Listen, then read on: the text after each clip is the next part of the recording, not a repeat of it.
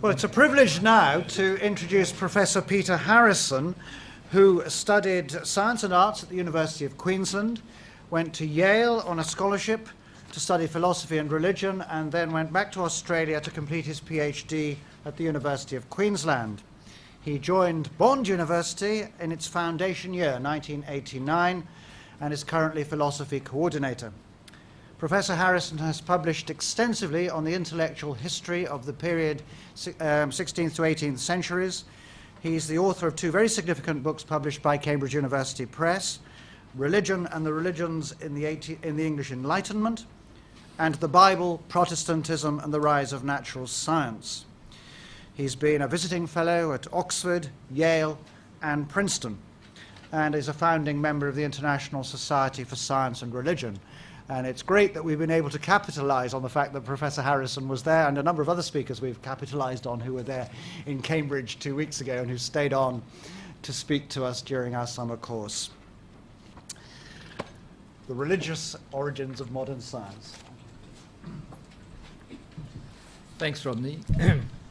It's a great pleasure to be here and to be able to speak with you. I am, however, suffering under a triple misfortune. Not only is Ernan here in the audience, which always makes one a little bit nervous, but I'm following Dave Lindbergh, and I'm also following the lunch break, which from my experience last week means this is a pretty tough hour. So I'll certainly be keeping an eye on you to make sure you're not drifting off too early on in the piece, and I'll try and keep this within the bounds of the 50 minutes or so. So I'm talking about the religious origins of modern science. What I want to do is to start with a few introductory remarks, if I can persuade a few introductory remarks about the topic of the history of science-religion relations, then proceed to talk about some of the ways in which religious ideas or practices might have influenced the development of science. And here I'll be focusing on essentially the early modern period, which for historians is really the 16th and 17th centuries. So I'll be taking over where Dave left off from this morning. I'm going to focus on two classic accounts that talk about the influence of religious origins, the influence of religious ideas on science, and that will be the Puritanism and Science thesis and the Voluntarism and Science thesis, and I'll explain those terms in due course.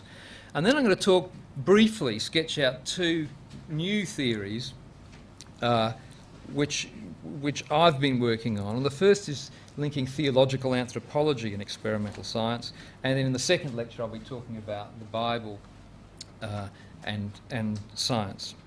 So that's what we'll be dealing with in this particular lecture. Let me begin though with some introductory remarks. And here I'm going to be speaking about the history of science. For me, history of science begins as a discipline from about the end of the 19th century. And for the most part, the major players in the field have a more or less triumphalist view of science. That is to say, they regard it as something very good, they regard it as a distinctive feature of Western culture, and as probably the most prominent sign of the progress of Western culture. In setting out history of science, generally, science is understood as, if not in opposition to religion, certainly as providing an alternative account of nature than that which is provided by religion.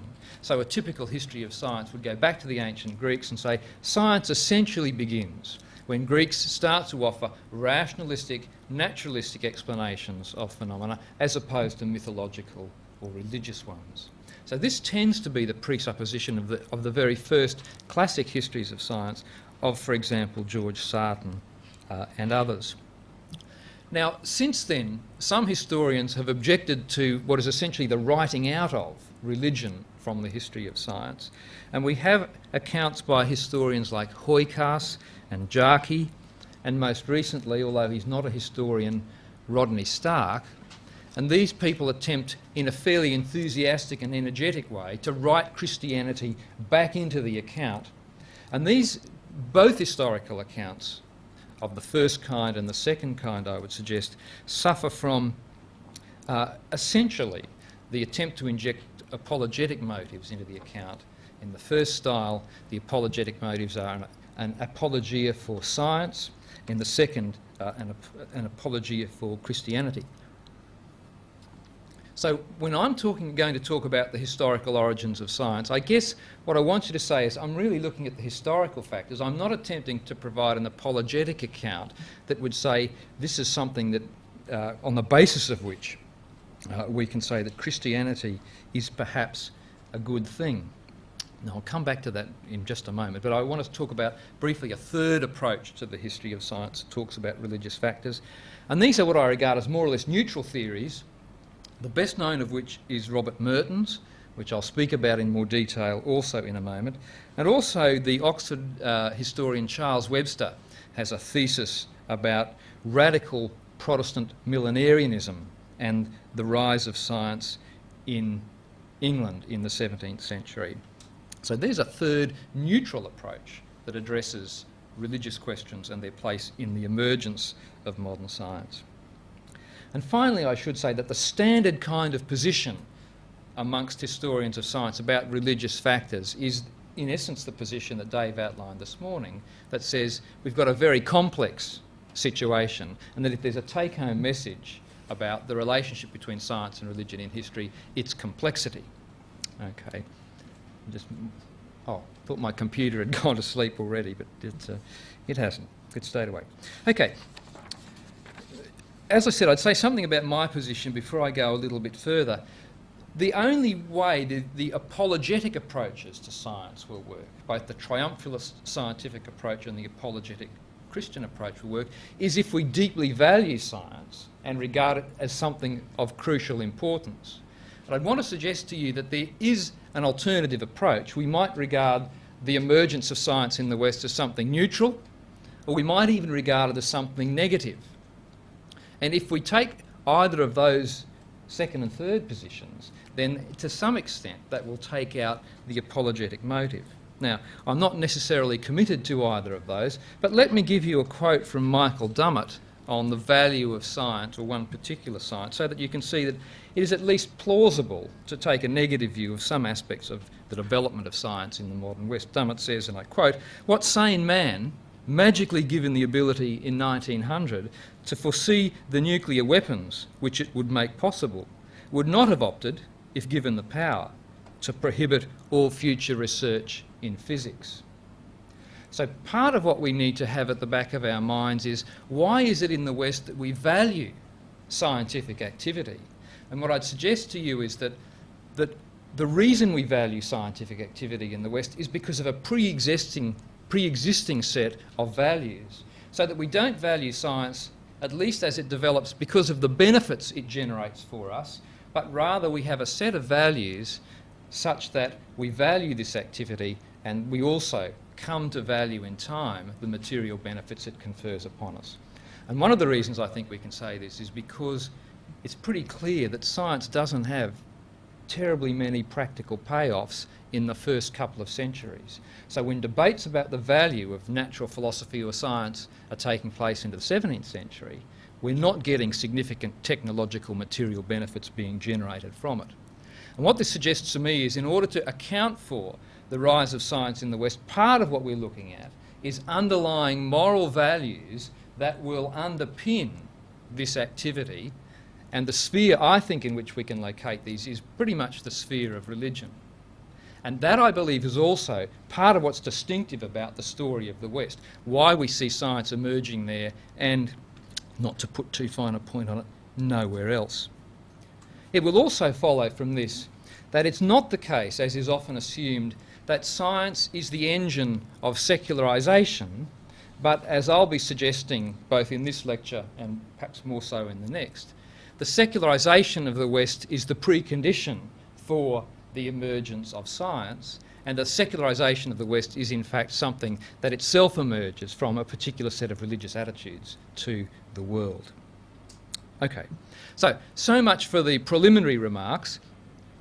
Let me move on now to ways in which religion might have influenced science, and I have here in mind not merely in its origins, but in its general history. And the first thing we can say is that the presuppositions are important, and that religion may provide a set of presuppositions about the natural world that are encouraging to scientific activity. And Lydia last week gave us what I think is a good example. The modern conception of laws of nature, the lawfulness of nature, is an important aspect of the emergence of modern science as we know it. It's something relatively new in the early modern period, and as I hope to show later, and as indeed Lydia showed for those of you who were here last week, the conception of laws, that there are laws of nature, is deeply grounded in a theological understanding of the natural world. The second thing we can say about how religion might influence science is that religion provides particular sanctions. That is to say, it provides social practices with a particular social legitimacy. Now, in order to see the force of this, we have to get out of our heads the idea that scientific activity is self-legitimating, that its benefits to those who first began it in the 17th century are immediately obvious. They are not. So a discussion takes place in 17th century England, for example, about the usefulness of natural philosophy. It's a vigorous debate. But what happens is that that religious justifications for the practice become important. That is to say, we justify scientific activity because it gives us particular theological and religious payoffs.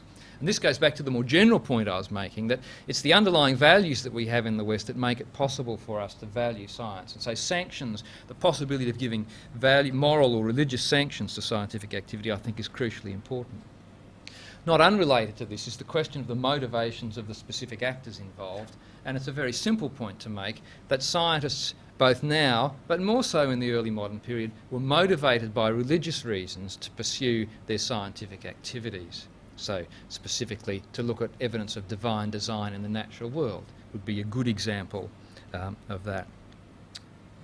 Getting more specific now, the criteria, religion might provide criteria for choosing between competing theories.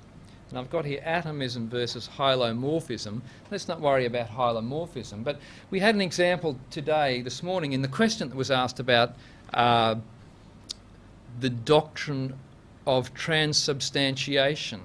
All right? Transubstantiation is set up initially in terms that require essentially an Aristotelian understanding of matter.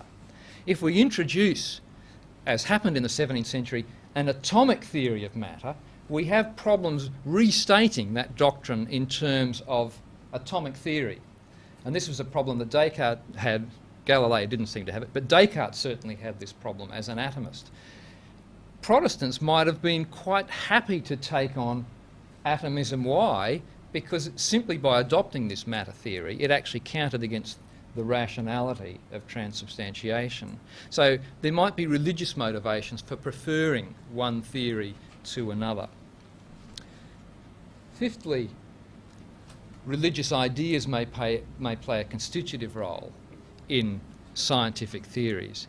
So essentially, if we look at what natural history amounts to in the 17th, or particularly the 18th centuries in Europe, natural history is little more than thinly disguised natural theology. So the very discipline itself is constituted to a significant degree by theology. If we want to know what scientific creationists are up to, or perhaps intelligent design people are up to, really religion is playing a constitutive role in the scientific theories. Now, there could be some debate as to whether this actually counts as science or not. That's not something I want to get into at this point in time. Finally then, religious views may underpin specific methods of investigation, and that's one of the things that I'm going to be looking at further in this lecture. So I won't give you a specific example of that now, beyond saying that this issue of voluntarism and empiricism, which I'll be exploring later, is an example. I should say that I've pinched these with some modifications from John Brooke, and I've got a reference to that, I think, in the notes. If you want to read Brooke, it's very helpful on this. I'm going to be mostly concerned in this lecture with these three aspects of the relationship. So you can already see it's a pretty complicated situation that we've got. I'm going to focus on these three, pretty much ignoring the rest. So we move now to the two classic theories about the influence of religion on science. The Puritanism and science thesis, or the so-called Merton thesis, is the one that I want to look at first of all. Robert Merton was a sociologist. I think he was at Columbia for most of his career and died relatively recently. He coined a number of now quite familiar phrases like self-fulfilling prophecy, role model, unintended consequences. These are all Mertonisms. This latter one I think is most interesting, unintended consequences, because it ties in with a sociological theory about the emergence of science in the West, because Merton wants to suggest that certain features of Protestantism, Puritanism in particular, had the unintended consequence of producing a society in which scientific activity was valued. And it produced a kind of intellectual culture that motivated scientists to explore the natural world. Merton's contribution in general terms to the history of science was to focus on what we might call middle-range theories. And middle-range theories lie between the grand narratives about, it's like the conflict thesis, science and religion in perennial warfare, and the specific sorts of things that most historians of science now concern themselves with, particular aspect of science in a particular place, in a particular 10-year period. So got very narrow focus of attention that historians tend to focus on now. Middle-range theories deal with, as you'd imagine, things in the middle. Merton was interested in scientific culture in the middle decades of 17th century England. And he began, in essence, with this observation that if we look at the membership of the Royal Society in basically the mid-1600s, the Royal Society kicked off, well, in essence, in informal version in 1660. But this is the sort of representation of the membership. And the key thing here is to understand that on Merton's account, Puritans were a relatively small proportion of the population. So pretty clearly what needs to be explained here is why is it that we get a disproportionate number of Puritans in this fledgling scientific organisation? This seems to be something that demands explanation. And what Merton attempted to argue, borrowing from Max Weber's account of Protestantism and the emergence of capitalism, was that a particular Puritan approach to things, a this worldly asceticism is what Weber would say, the Protestant ethic, to put it in more familiar terms, motivated scientists to come to grips with the natural world, to experiment on it, and to develop a utilitarian knowledge. Okay, so that's the sort of theory he comes up with, having looked at that sort of statistical claim about the Royal Society. So, this worldly asceticism that inspired Puritans to more energetic economic activity, as in the Weber thesis, also promoted an engagement with the natural world that motivated diligent scientific inquiry. Now, Merton doesn't so much say that Protestants are necessarily more likely to be scientific innovators. They're not necessarily going to be the big names, but rather that societies influenced by Puritan ideals are going to be more hospitable to scientific activity, and that they're going to be more likely to promote scientific values than others. And the sorts of scientific values that Merton thought were important are these four, and I'll actually put them up later. Communalism, science is a communal activity. Universalism, it's open to all.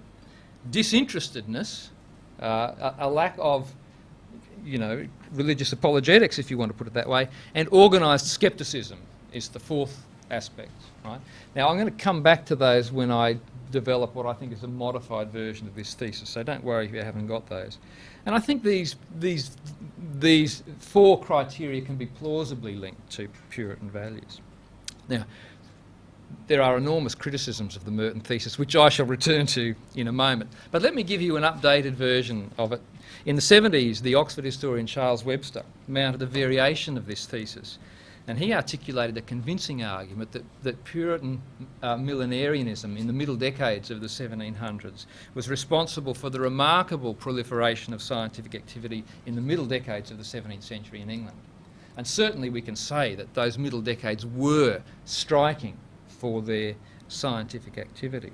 And what Webster called the Great Instauration, the Great Revolution in Knowledge, which was an attempt to reform all aspects of society, including knowledge itself. These were, he argued,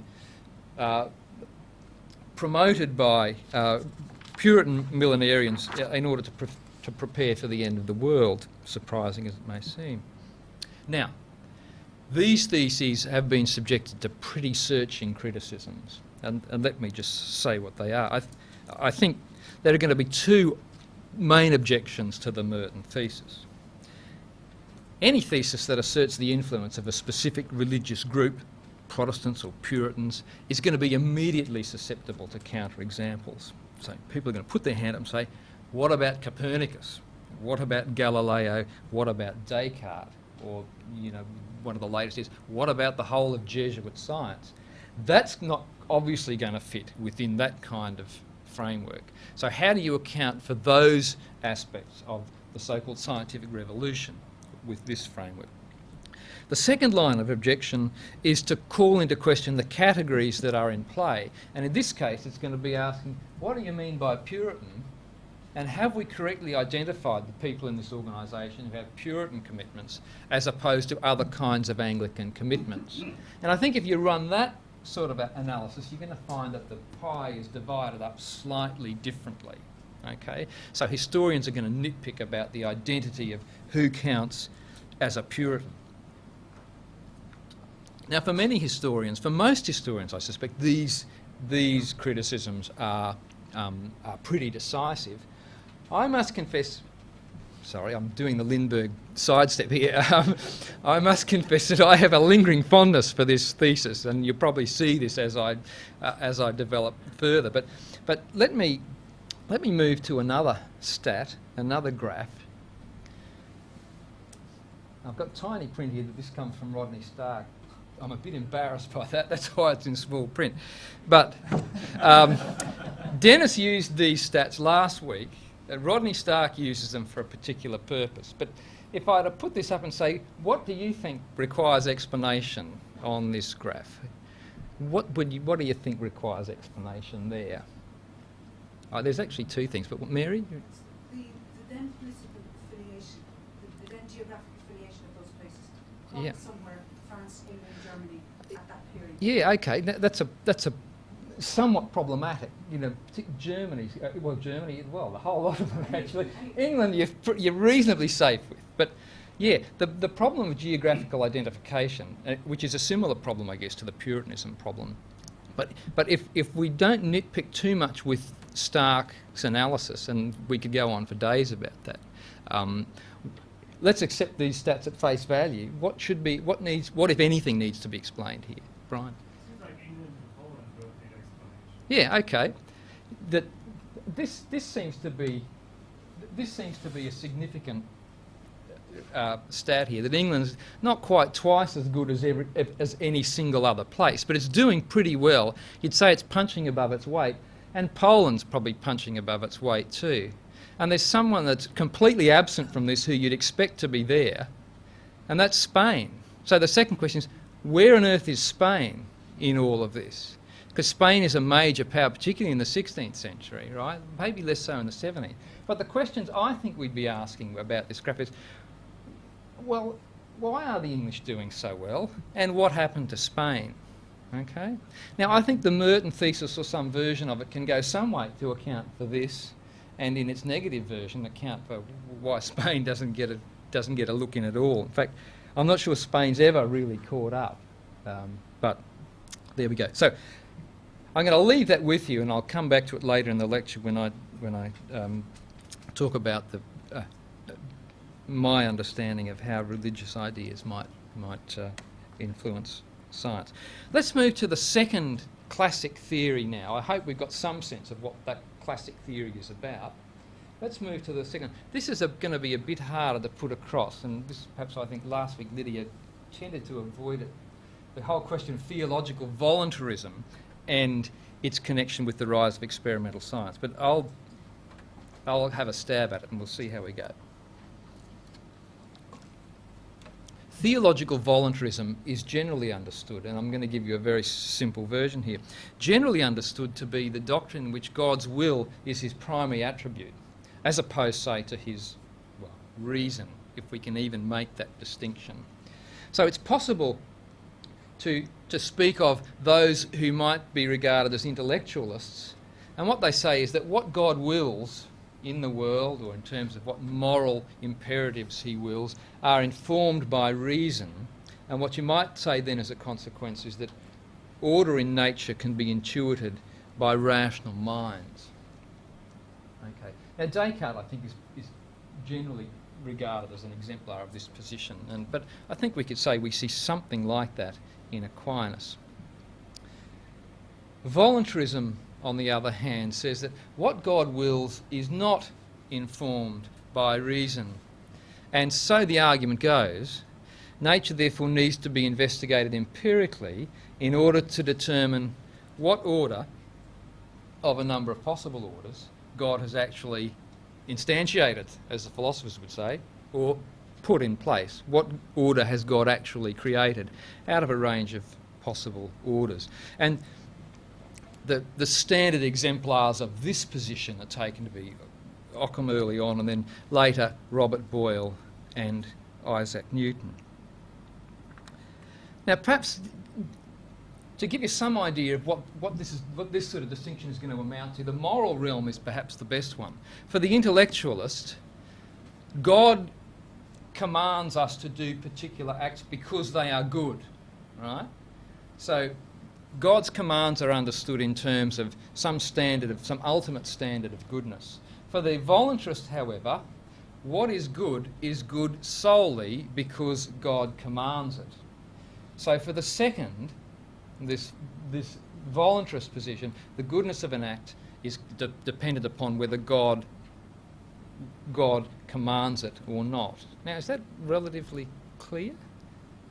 Okay. Now, it's an overstatement of the positions, and indeed this is part of my problem with this whole thesis. But nonetheless, that's often how it's portrayed, at least. So when we come to, if we move out of the moral realm where this distinction is initially set up, we move to the physical realm, and we have a conception not here of moral laws that God might be commanding us to do, but physical laws that God might have imposed on the universe. On the intellectualist account, we can rationally intuit the nature of those laws because we have reason, and God has used something analogous to that, all right, when he imposes order on the world. And the argument goes, if we don't buy that whole line, if rather we're in this camp, and again the argument goes, often it's Protestants who are arguing this position because the Reformers supposedly are big on that. What this is going to do is it's going to motivate empirical investigation of nature, that is to say, experiments and observations, as opposed to rational intuitions about the world, and these investigations supposedly then will tell us which of a range of possible orders God has actually put into place. Now, I think that's probably as good a statement of this argument as I'm going to be able to come up with, all right? Is that reasonably clear? Okay, good. Let me move on then with what I think are the major problems with this. And I won't list all the problems, I'll just list the ones that I think are most damaging. First, I think there's a problem in actually identifying the major protagonists, right? Who are the intellectualists and who are the voluntarists? Aquinas, for example, quite openly says, this world may not have been the best possible world that God could have created, suggesting that there are a range of orders that God might have put in place. Descartes is probably the most radical voluntarist of the 17th century, because Descartes believes that God actually created the laws of mathematics and the laws of logic. Now, it's not entirely clear what that position amounts to, but I think we can say this, it's a radical voluntarist position. So Descartes' not going to sit particularly well over in that camp. It's also worth saying, of course, that the characterisation of Descartes as a kind of armchair speculative rationalist scientist is not entirely true either, and that's another difficulty with this. I think the other problem is, well, let me say that that's the main, let's just run with that as the most important problem, that the people we want to line up on either side don't actually oblige us by lining up on those sides, and that I think is a fatal objection to the thesis. There are many others, but that's the most important. Having said that, what I think is true about this theory relates not so much to where we get empirical science from, but rather where we get our conception of laws of nature from. And that's the aspect of this story that I want to spend a little bit of time on. And as I've said, Lydia spoke about this in some detail last week. Where do we get laws of nature from? Because laws of nature are an important presupposition for modern science. And I think that what proponents of this theory were trying to put their finger on is that laws of nature are, it's laws of nature, that's what they're trying to put their finger on. Okay. So,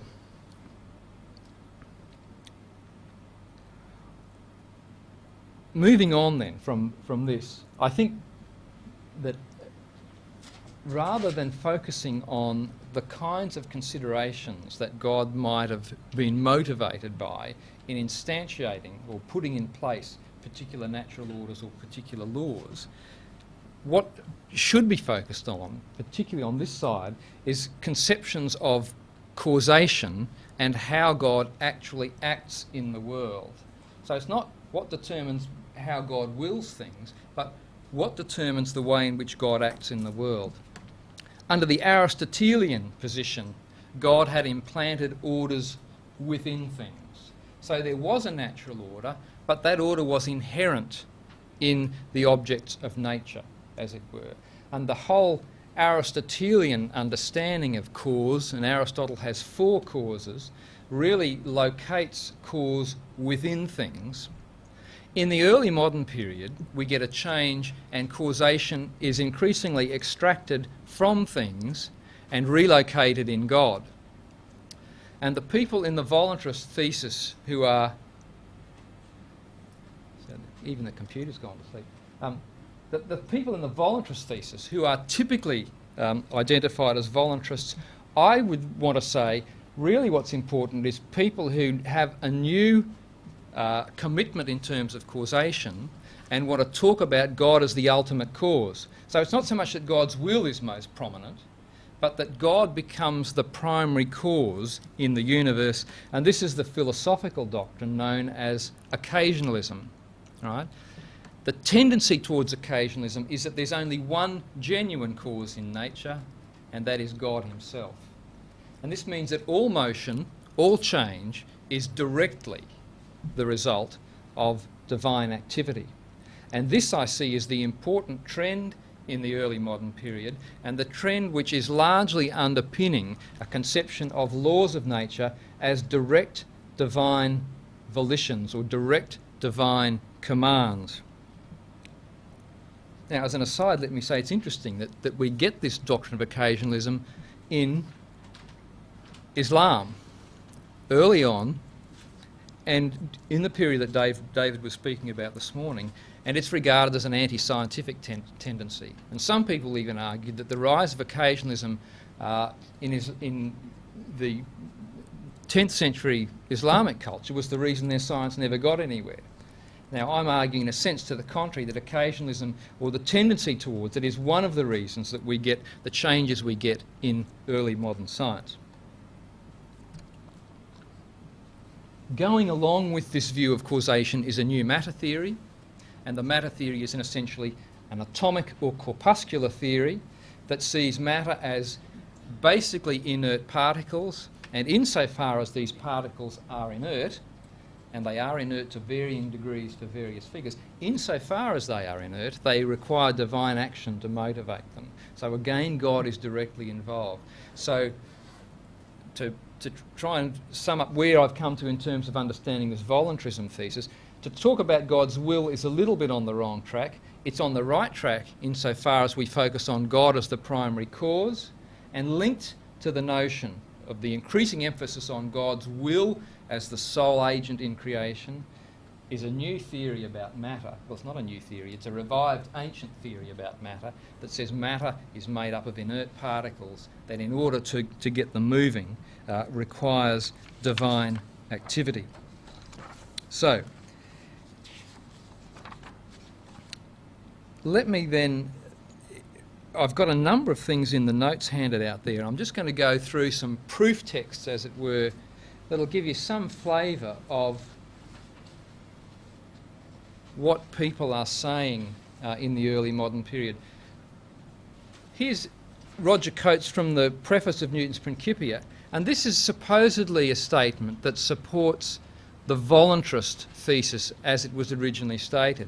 The business of true philosophy is to derive the nature of things from causes truly existent and to inquire after those which God the Creator actually chose to found this most beautiful frame of the world, not those by which he might have done had he so pleased. So what do we need to do?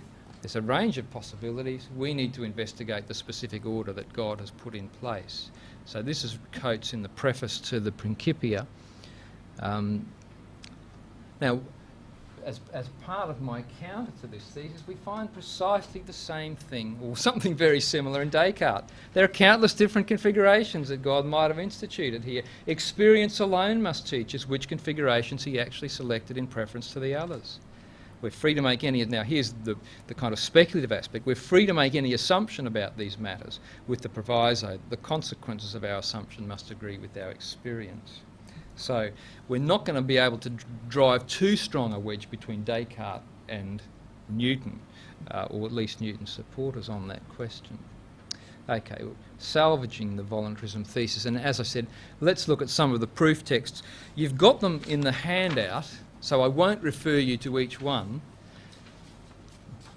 And you'll get, I hope you'll get fairly quickly the flavour of the sort of sentiments that we find in the early modern period just by looking at the sorts of things these people have to say. So here's Descartes. God imparted various motions to the parts of matter when he first created them, and he preserves all this matter in the same way and by the same process by which he originally created it. So Descartes saying, and this is the basis of Descartes' law of conservation of motion, that God imposed a certain amount of motion on matter when he first created the world, but then crucially, and this is important because Descartes is often construed as a kind of deist with an absentee God, God continues to impart that. So preserves all this matter in the same way by the same process by which he originally created it. So it's just the classic doctrine of continual creation. Creation is not just the first event, it's a continuing process by which God upholds and sustains the creation.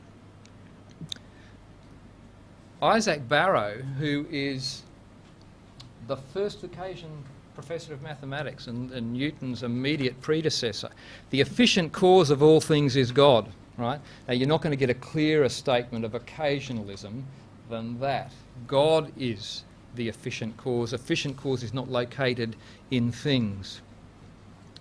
Richard Bentley, the very first of the Boyle lecturers who used Newtonian gravity as an example of divine activity in the first of the Boyle lectures. And Boyle says, Bentley, God uses no other means, instruments or applications in these productions than his bare word or command. Now this would usually be taken to be a voluntarist idea. What I'm suggesting to you is it's really an occasionalist idea. It's not about divine will, it's really about causation. Robert Boyle himself, the laws of motion didn't spring from the nature of matter. They're not part of what matter is in its essence, but they depend on the will of the divine author of things, right? So dependence on divine will. Samuel Clarke, who is Newton's champion in the great discussion between, well, he's Newton's proxy in a big debate with Leibniz about a range of issues. But here he is. The course of nature is nothing else but the arbitrary will and pleasure of God exerting itself and acting upon matter continually. That's what makes matter move, and so on. Okay. Now, it's probably unnecessary, I think, to labour this much further. Is it? No, it's not. Good. Okay.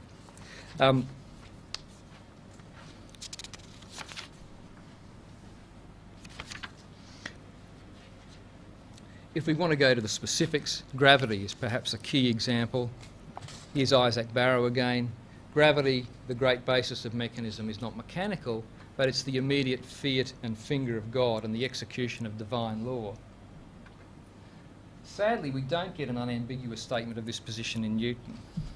And I know Erna's actually written on this. I don't know whether you actually came to a conclusion of what Newton's view was, but it's not entirely clear that this is Newton's final position, I must say. Newton has a number of different theories about what the cause of gravity might actually be. But this statement, I think, is closest to that one of Barrow's. But this is, as I say, one of a range of statements we find in Newton, that gravity is caused by an agent acting constantly according to certain laws. Whether it's material or immaterial, Newton's not committing himself here. You make up your own minds, he says. Okay? So we've moved now from a general story about what moves things in the natural world, it's God, to let's apply that to this notion, gravity. Okay.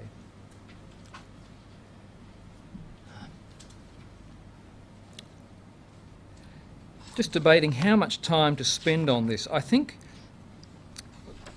I'll just say something very briefly about what difference I think the doctrine of creation makes to your science.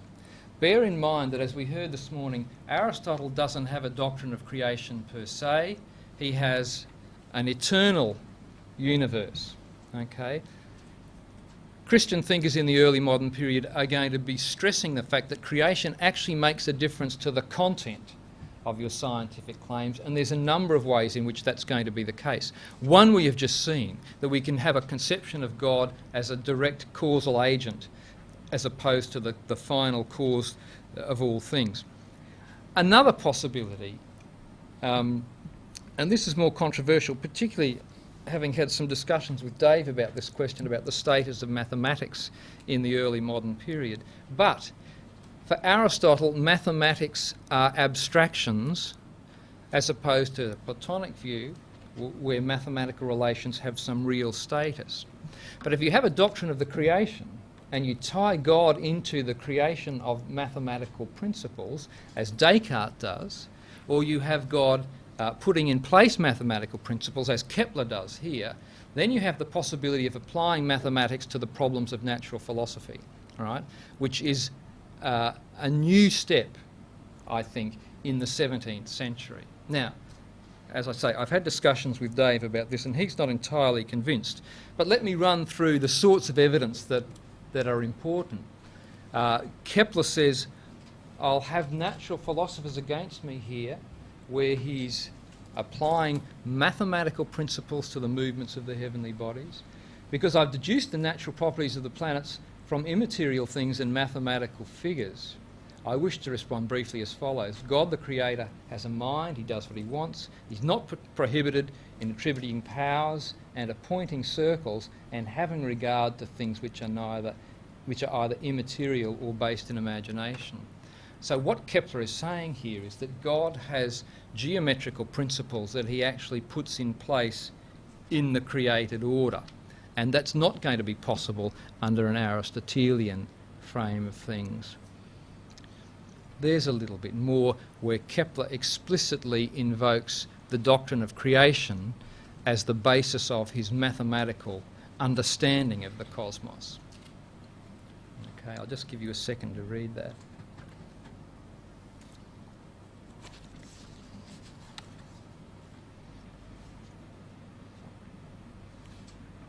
We done with that? Okay. Here's Descartes on a similar thing. The laws of mechanics are identical with the laws of nature. yeah. I won't go any further on that. Actually, there's a subtle distinction between mechanics and natural philosophy in the early modern period. And essentially, what Descartes wants to say here is that the laws of mechanics, which is to say the laws of machines, which was a separate category from science proper or natural philosophy, Descartes wants to say these sort of man-made laws are actually the same thing as the laws of nature. But I think it's only confusing. Here's Descartes' very radical claim that God creates mathematical truths. And this is where Descartes is quite different from Kepler, because Kepler suggests that God puts in place eternal mathematical ideas. That's the Platonic idea. Here's Descartes with a radical voluntarist notion that God actually creates mathematical relations, and that's what gives them their real status. They're not human inventions. They're not human abstractions, as Aristotle would say, but rather they're divinely instituted, and therefore we can use them in the sphere of natural philosophy. Okay. I'll take about 5 minutes. That's really, let me briefly wrap up the laws of nature stuff. The doctrine of creation in the 17th century makes a big difference to how we do science, and it makes a difference in a number of ways. It makes a difference because we can invoke God as a direct cause in the natural world, whereas in the Aristotelian world, causes tended to be inherent in objects themselves. It also makes a difference for a realist mathematical account of nature, because whereas under the Aristotelian understanding, mathematics were abstractions and strictly not part of natural philosophy, for the early modern period, God, as a creator, instantiates or puts in place mathematical relations, for say Kepler, or in the case of Descartes, he actually invents and creates mathematical relations and puts them in place in the natural world. So the doctrine of creation then, as a religious idea, makes an important difference to what's distinctive about 17th century natural theology. Very quickly then, theological anthropology and experimental science. I'm just going to give you a very brief hit with this, so I'm not going to be able to support the claims I'm going to make. They will be supported in a book appearing next year, which I hope you'll all rush out and buy, having been hopefully at least intrigued by the account that I'm going to give you now. But what I want to suggest is that a discussion in the sphere of theological anthropology in the 16th and 17th centuries actually gives rise to two distinct, let's call them scientific approaches, and that the two approaches, broadly and crudely known as rationalism and empiricism, arise out of discussions about theological anthropology. Here's Aquinas on natural reason.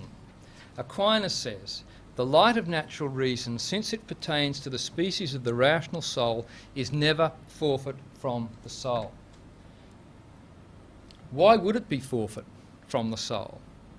It would be forfeit from the soul if, for example, you had a theory that human nature had fallen from its original perfection.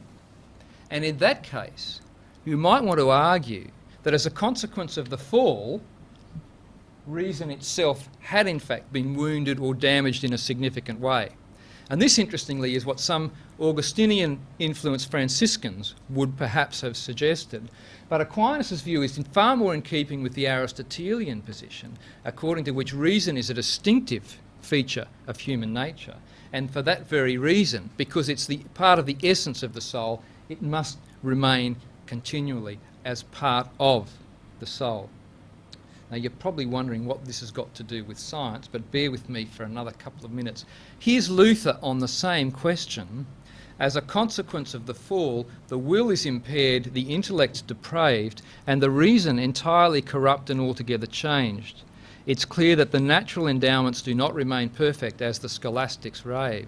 So Luther attacks the scholastic idea that suggests that when the human nature fell from its original perfection, for the scholastics, reason was retained more or less in its original condition.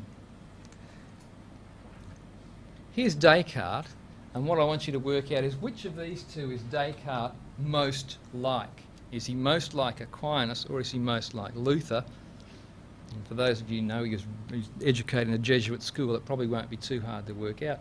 There are certain laws that God's established in nature, and of which he's implanted such notions in our mind that after adequate reflection, we can't doubt that they are exactly observed in everything which exists or occurs in the world.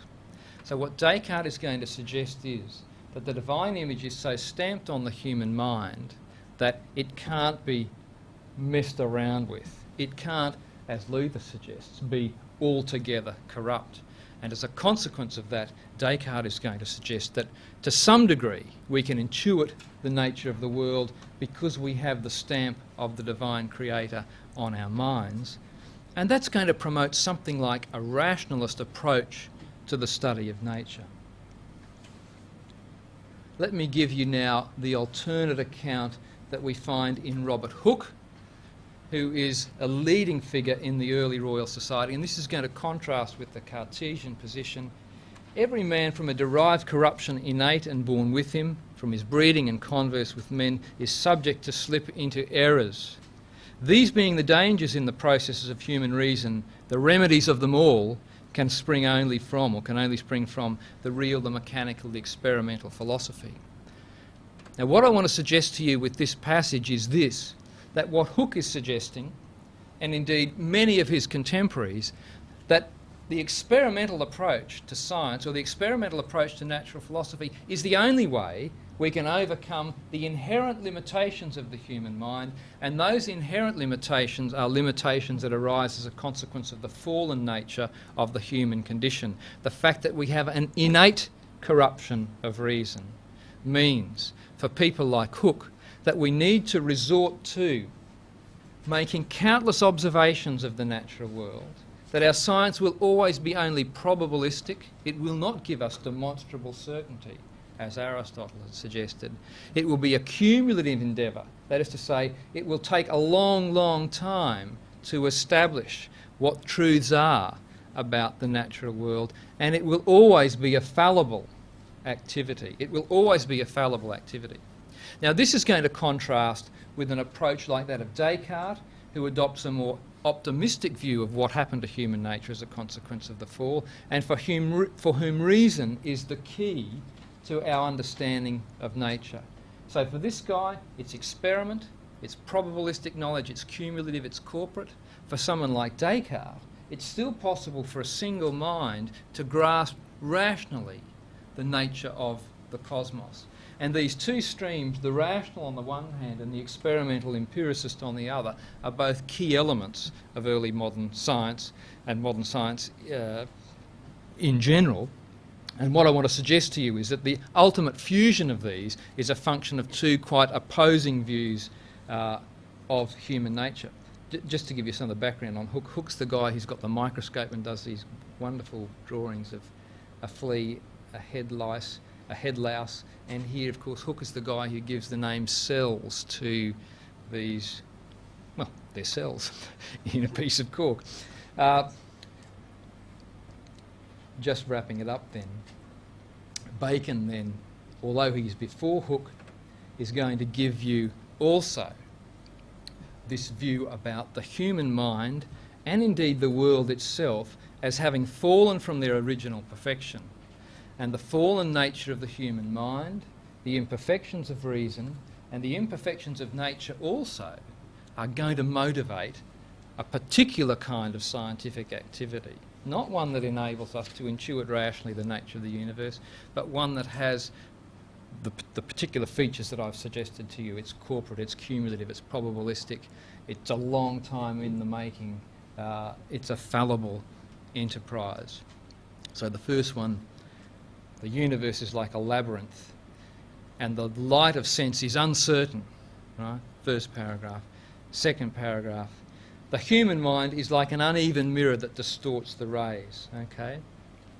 Now, I haven't actually sketched out the opposing view to this in much detail, but it's essentially an Aristotelian position that assumes that our cognitive faculties are properly aligned to do the duty of providing us with veridical or true knowledge. That's a relatively uncritical approach that typifies, again, crudely speaking, Aristotle and to some extent people like Descartes. Here again is the fallibilistic view of human nature that motivates a particular kind of scientific inquiry. And wrapping it up then, and going right back to the beginning of the lecture, and I'll come back to Bacon towards the end.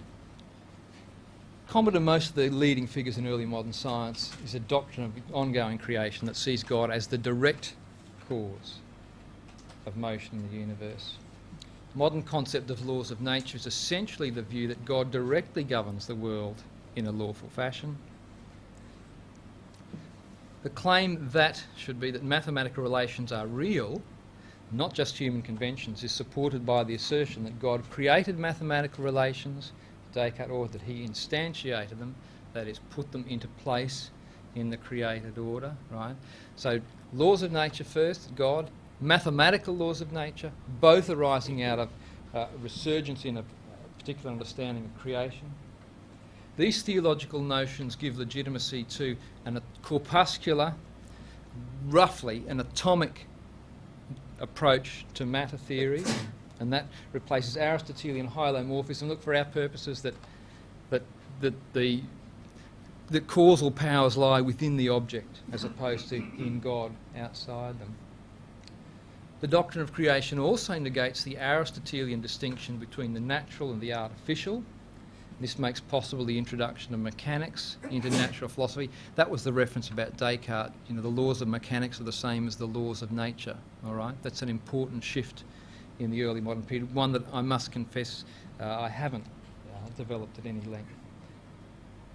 And then last, experimental natural philosophy, which is a key feature of modern science, is underpinned by a relatively pessimistic conception of human nature. This results from the Calvinistic emphasis on the doctrine of the fall and its implications. As a consequence, we can say knowledge of nature is, and here are the features I suggested, a characteristic of the experimental natural philosophy: probabilistic, cumulative, corporate, empirically based. And to complete the circle, it sounds a bit like Merton's characteristics, and here they are: communalist, universalist, disinterested, and organised scepticism. And that's probably a good point to stop before you all have brain explosions. So.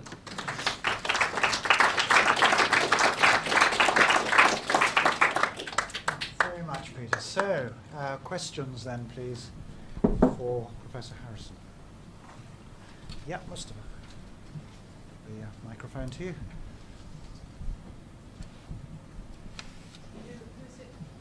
Mustafa. And then Ernan. And David. Thank you for the very interesting talk. You referred to Rodney Stark's work and in a little bit critical way, and I agree with you on that. In his The Glory of God, Rodney Stark makes a comparison between Christianity and Islam, and he says the Islamic philosophers' view of nature wasn't actually good for science because they were thinking as God is continuously creating the universe, whereas Christianity had this emphasis on natural law as something created and still. Do you also disagree with him on that? I mean, is it a kind of, again, an apologetic view, or is that a objective critique? Yeah, absolutely, because it should be clear from, I hope it's to some extent clear from what I was saying here, is that it's precisely that same attitude about God's continuous creation and direct control of the natural order that Stark attributes the stagnation of Islamic science, that I'm attributing to the rise of science in the 17th century. It's precisely the conception of God as a lawgiver that makes possible, for me, much of the scientific enterprise. So I think Stark is 180 degrees wrong on that. Now, there's still a question of what causes the so-called stagnation of Islamic science, or whatever. That's not something that I'm entirely clear on, to be honest. But I think Stark is, at least if we forget at least the context of Islamic occasionalism, certainly what I want to say is that occasionalism itself as a doctrine of causation is not intrinsically anti-science, because I think virtually all of the leading figures of natural philosophy in the 17th century have tendencies towards occasionalism even if they're not thoroughgoing occasionalists. Yeah. Thank you. That's very helpful. Thank you. Professor McMullen and then Professor Lindbergh. Peter, I have to say a good word for Aristotle Mm-hmm. Oh, you surprised me. in two stages. First of all, Aristotle insists that mathematics is abstracted from the real world, so that it's the quantitative features of the natural world. It's not like Plato. It's not some forms apart. It's not abstractions in the sense of something separated. Yeah. These are physical notions, and he's very emphatic about that. I mean, mathematics is a higher degree of abstraction than physics, but the Aristotelian mathematics is a description of the real world at the quantitative level. It's very realistic. And that's what allows him, for example, to have a mathematical astronomy. Of course, he has a very elaborate mathematical astronomy, and it also allows him to develop the notion of the rainbow and all that sort of thing. I mean, so from that point of view, I think it's very risky to make too strong a contrast here. Sure. Because Aristotle is not. I mean, if you wanted to go in the Platonic direction, that's something else again. But if you're talking about Aristotle, he's a very realistic view of mathematics. Can I go to a second point? Sure. Yep. Might it not be argued that Aristotle's view is very congenial to laws of nature? It's not a question of how we discover them, of the human means of discovering, but that nature is law-like, is basic to Aristotle, whereas from it's problematic from the occasionalist standpoint. So I would want to argue, contrary to what you're arguing, that occasionalism threatens the law-likeness of nature, which had been implanted, and it was only because of the Aristotelian remnants that we still have laws of nature. And when you get to the end of the 17th century, you have Hume down the line, who in fact is the end of occasionalism. And that leaves you without any laws. It leaves you with the problem of induction. It leaves you helpless. Yes. So how about occasionalism? Okay. I mean, to go to the first one first, what then why is it that the status of the mixed mathematical, what can we say about the status of the mixed mathematical sciences, which traditionally, as I understand at least, were not accorded the status of natural philosophy because Aristotle has a clear distinction between natural philosophy, mathematics and theology in his understanding, and insofar as we mix these two, we have a subordinate science, Aquinas, or a mixed mathematical science, the status of which is something less than natural philosophy. No. I mean, the subordinate status only means that the principles are derived from another the science. science. Yes, and of course they're derived from mathematics if you're describing the quantitative features of the world. Sure. But I mean, you know, in his own mixed science, astronomy, I mean, he makes use of mathematics to describe the spheres, for example. Sure. The whole notion of the 55 spheres. But insofar, again, let's start on the first one, I'll come to the second one. Insofar as we have Thomas Aquinas is then going to make a distinction between this mathematical astronomical science as having only instrumentalist status because it can't fit with an Aristotelian natural philosophical conception of the cosmos. But when you say instrumental, I mean, that's problematic. It is an instrument for understanding the cosmos, but only because the cosmos is mathematical in nature. I mean, the quantitative aspects. Of course, he would not say that the quantitative aspects are all there are, but he would say that the quantitative aspects are really there. So, for example, when he talks about a triangle, the triangle is the real triangle. Yeah. We should probably discuss this later. And I world experts here. But to go to the occasionalism, I mean, let's forget the intrinsic logic of it. It seems to me that there's a very, very strong correlation between the people who are the leading natural philosophers in the 17th century and what are clearly quite explicit occasionalist tendencies. So if we take Descartes, Boyle, Newton, and that... This threatens the law-likeness of nature, right?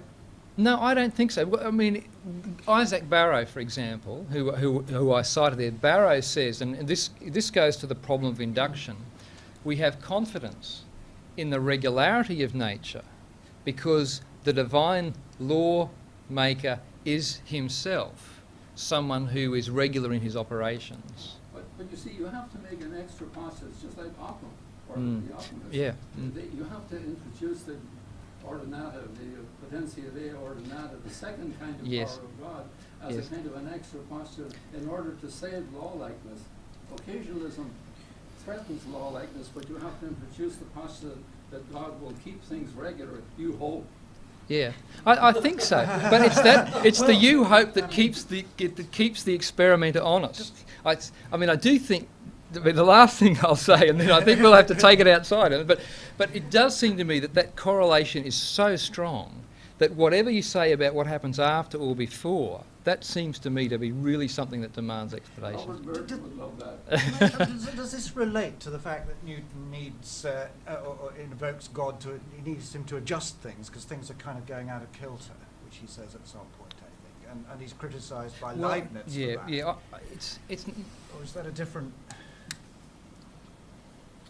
I mean, I think it gets to the problem that Ernan is addressing here. That if you have a law like cosmos, and yet you have to have God intervening every now and then to tweak the system, it's inherently unstable. And this is Leibniz's criticism, and we can see why he's making that criticism. It's a problem. Yeah, it's a problem. It's not my problem though. It's Newton's. I just want to say. Okay, should we have David's question?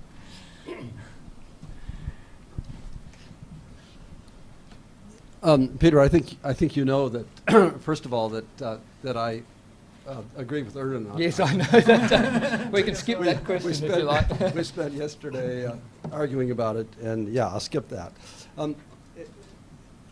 In terms of something where I agree with you. I like your big causes, your list of big causes, big or theological causes: voluntarism, millennialism, the Puritan ethos, biblical literalism, occasionalism, and so forth. Mm-hmm.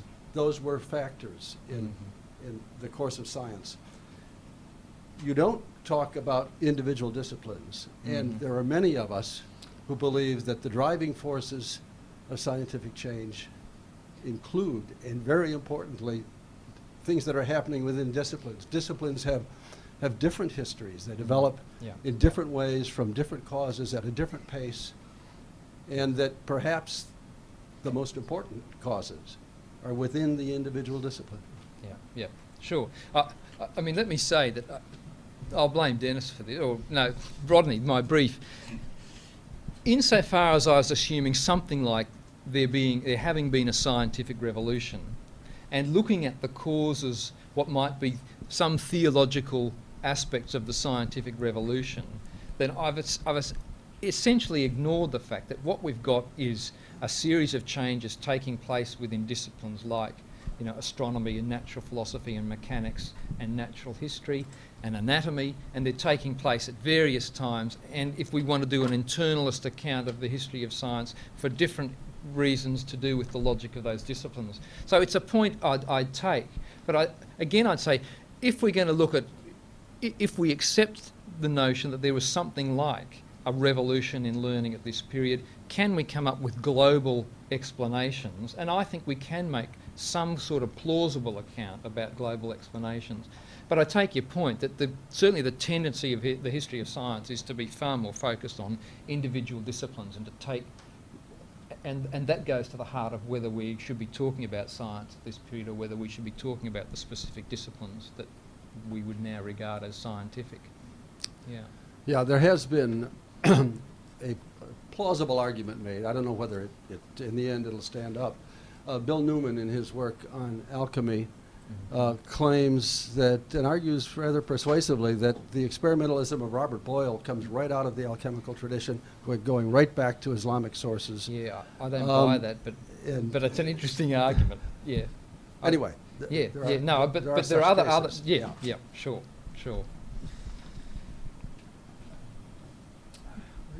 Slightly simpler question. I was interested in the number, this Robert Merton's number of Puritans in the Royal Society. How does he back that up in terms of the selection of people? I mean, my simple answer would be somebody started the Royal Society and invited all his mates. How do you?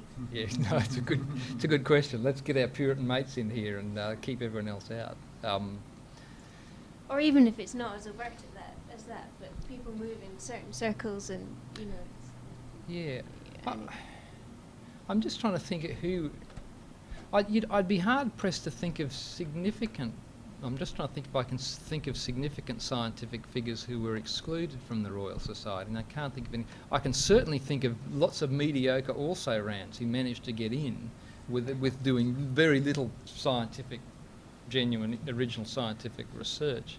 And maybe that's still the case, I don't know. But yeah, so no, it's a good question in terms of that's an obvious question to ask. I do think the more damaging critique, though, is actually to look at the people he said were Puritans, and a good case can be made that, you know, a lot of them, if not most of them, weren't really Puritans at all. So scientists either. Yeah, they weren't scientists either, and that's the other. That's in a sense the point I just wanted to make. Yeah. Did Lydia want to say something? You did. I would like to come back to voluntarism and the link between voluntarism and the experimental method. Yeah. So first of all, Descartes, I think, should be qualified as a voluntarist in many senses. So it's not really an argument against the decision, against the distinction to say that Descartes was disqualified or was just put in the wrong direction, category. Sorry, and then. Is it really an either-or argument? So I take your point on the influence of voluntarism on laws of nature, but I still think that you can see, at least in Newton, an influence from his voluntarism to the experimental method. Would you deny this link at all? Or? Yeah, I would. I wrote an article called "Was Newton a Voluntarist?" It's been published in a thing called Newton, Newton and Newtonianism, New Studies, but it looks at this question about Newton's voluntarism, and I'm trying to recall the details, so I'm struggling to recall the details of the argument, but basically I argue that he's completely miscategorised as a voluntarist. That you could make maybe a bit of a better case for Boyle, but I have a problem with the whole category. I think that's the difficulty, because I think that what many people associate with voluntarism is really occasionalism, and that I mean, and to go back to your point about Descartes, it only matters whether Descartes is a voluntarist or not if you hold him up as the classic exemplar of your model, with someone like Maggie Ostler does, for example. So when Margaret Ostler, who's the historian who has a powerful argument for this voluntarism and science thesis, that Descartes is her chief exemplar of the intellectualist position. Now, if you pull him out of there, it's not clear what you're left with. So I take your point that generally speaking, it wouldn't, we could rearrange the personnel under the various categories, and it wouldn't necessarily affect the theory. But I think in this case it does. And not only that Descartes' not the only one, I think, who was mischaracterised. The other aspect of the voluntarism and science thesis that I didn't go into is the distinction that Ernan referred to about the absolute and ordained powers of God, which is typically introduced into this argument as a kind of secondary aspect to the whole debate. And these guys are regarded as arguing for the possibility of God invoking his absolute power over his ordained power. And I don't think anyone actually does that, and no one actually uses that in the 17th century. And the distinction is hardly even referred to, and when it is referred to, it's rejected as a scholastic, a bit of scholastic fancy logic work. So I'm not sure whether that's answered the question. Okay, more questions. Yeah.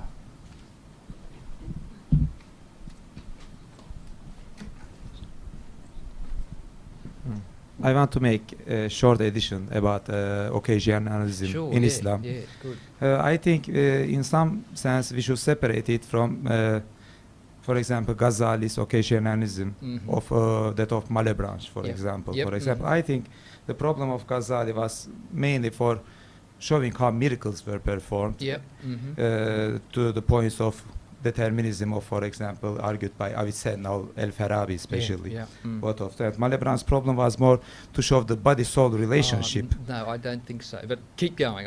I think the main problem is, in the so I want to say that just that in Islamic philosophy the problem was more was complicated.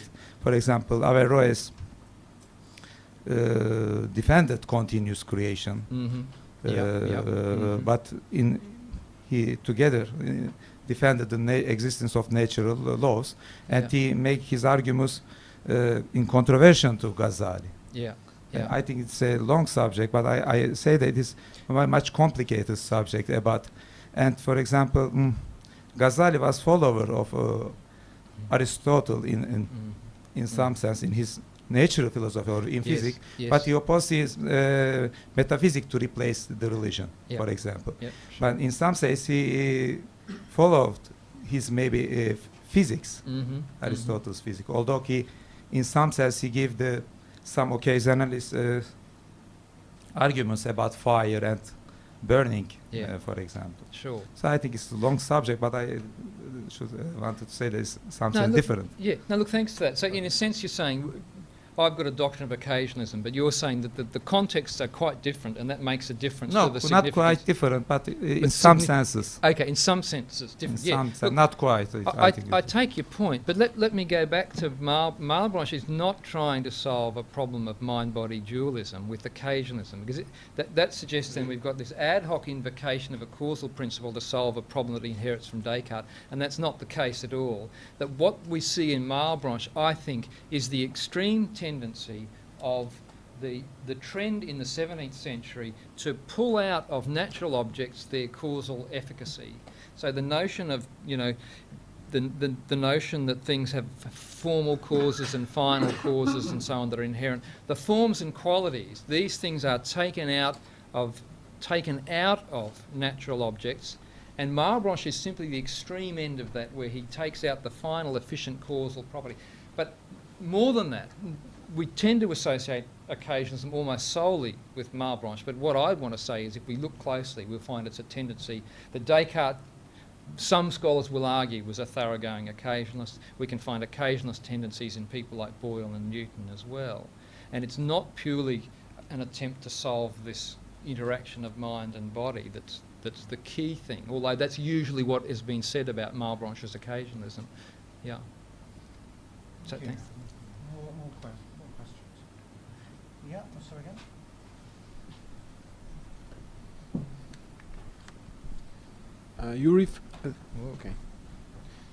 You referred to intelligent design along with creationism as an effort to infuse religion into science.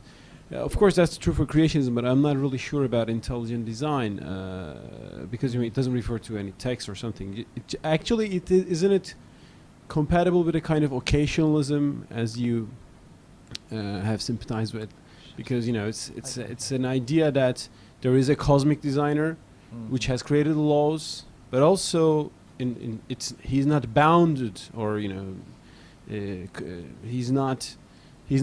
doesn't have to comply to the laws, and he might also do some occasional work on the side. Things. And given your sympathy with occasionalism, I thought maybe reconsidering intelligent design might be helpful. Look, let me say two things.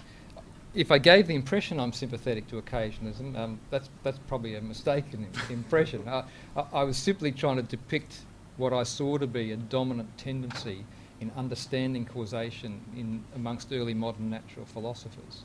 So I'm not overly sympathetic to it. Although I should have said I meant to say in answer to your question about Ghazali and the problem of miracles, that the Newtonian understanding of miracles is very much like this. If God is the ultimate cause, then really there's not going to be a significant difference between the miraculous event and the lawful event. And that emerges in the Clarke-Leibniz correspondence, where Samuel Clarke essentially puts that position, that really the course of nature is a human convention about the natural order, and if we have a sophisticated understanding of divine causality, the miraculous and the everyday are simply part of the same causal nexus. So there are some similarities, and I wish I knew more about that background. But anyway, sorry, to get back to your question, look, I'm not that overly sympathetic to occasionalism. I don't think. Perhaps I've presented. I actually would like to say you don't see it as an anti-science position. No, I don't. No, that's exactly. I don't see it as an anti-science position because too many early modern natural philosophers subscribe to it. That's the reason, I think. And it doesn't seem to. It seems to me to promote this view of conceptions of laws of nature of a particular kind. Intelligent design. Look, I wouldn't presume to be a spokesman on intelligent design. So I'm not really entirely sure what they're on about. But why I referred to them is that it seems to me that what you've got here is an explanatory gap that requires a theological explanation. And insofar as you have an understanding of God as a designer, then that's going to be a substantive part of the scientific package. That's really all I wanted to say on that point. And I think that's about right. Yeah. I really couldn't make sense of the last. I couldn't understand what I just said. Yeah. Sorry. Okay.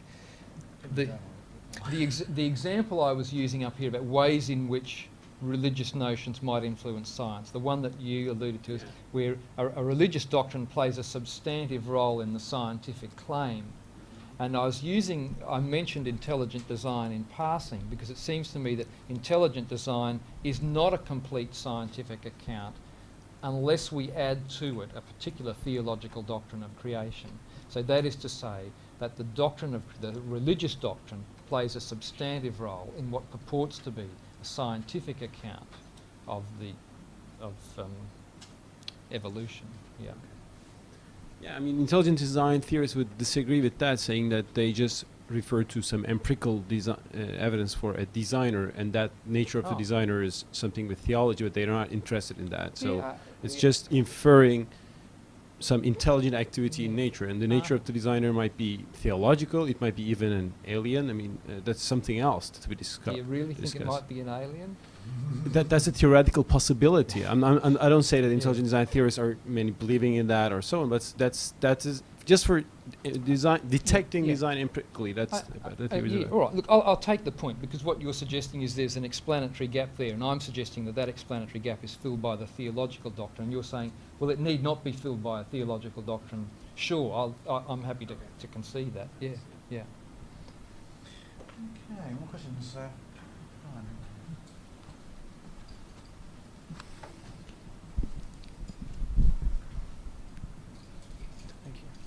I have a question about what the major objection presented to Merton's thesis. Mm-hmm. On the one hand, it seems that the mid-1660s were an especially bad time to be a Puritan, particularly if you wanted royal patronage. Mm-hmm. On the other hand, it seems that much of the influence of Puritanism will have been absorbed culturally in all of the broadly reformed Anglican people in English society. So would maybe an anti-Laudian, especially so the Anglicans who aren't towards the Roman Catholic wing of things, but maybe Puritan, maybe latitudinarian. If we have that sort of grouping, can we maybe get the right group of people and avoid flying in the face of obvious political realities? Or is that in any way helpful? No. No. No, sorry. No, what you do is you raise a good point, and the good point is how we actually identify people. And that's problematic, and it's problematic partly because of the sorts of reasons that you've given. A, that Puritanism, to some extent, that those values are diffused into the pre-1660 society anyway. But secondly, the political realities of a post-1660 world are such that if you're a Puritan, you're probably not going to be putting your hand up and making too big an issue of it. So that it's a question of, again, the question of the problem of identifying people who supposedly have these specific commitments is made difficult by the political realities that you've referred to. Yeah. I think Michael wanted to say something probably to this point. Do you? I think it was. How did you even read my mind? On Puritans in the 17th century, I don't think one can draw a line between Puritans and Anglicans.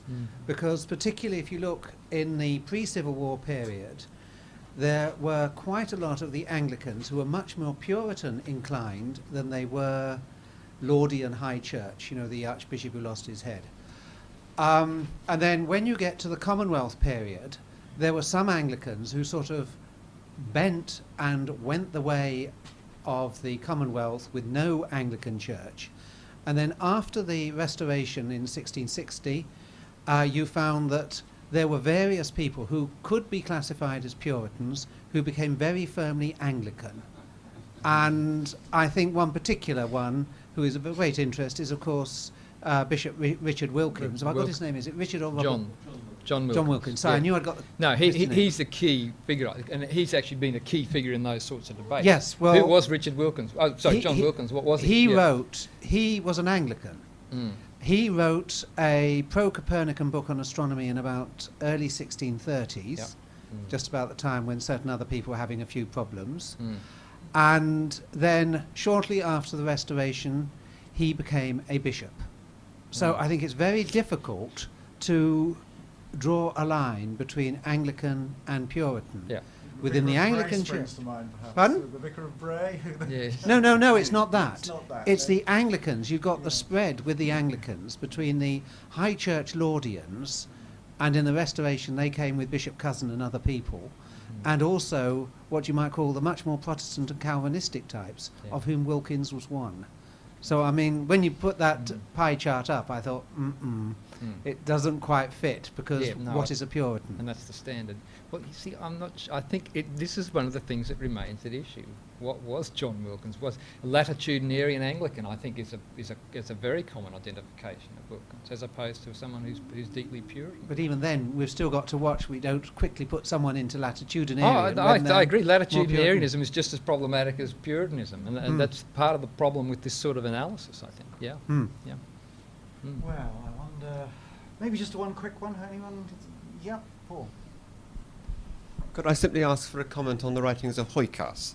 I think you were a bit negative about him. Yeah. Was it because he's now outdated, or because he was too much supporting a particular line? Just I read him with interest, and I still recommend him. Maybe I shouldn't. Yeah, look, I think he's. Let me say first, he's an excellent historian, but I think his writings about the influence of religion and the rise of modern science. Yeah, I think that's a little bit problematic. It appears to me to be a bit apologetic in its. That's just my view. Having said that, I do think he's an excellent, or was an excellent historian of science. But that particular book, it's not like Rodney Stark. Let's be clear. I think it's in a different category to Rodney Stark. But that would be my take on it, Paul. Yeah. Well, we probably do have to break for tea, folks, and do write questions down for the panel later on if you've got more questions. Of course, there will be the second talk as well from Peter. So thank you very much. Thank you.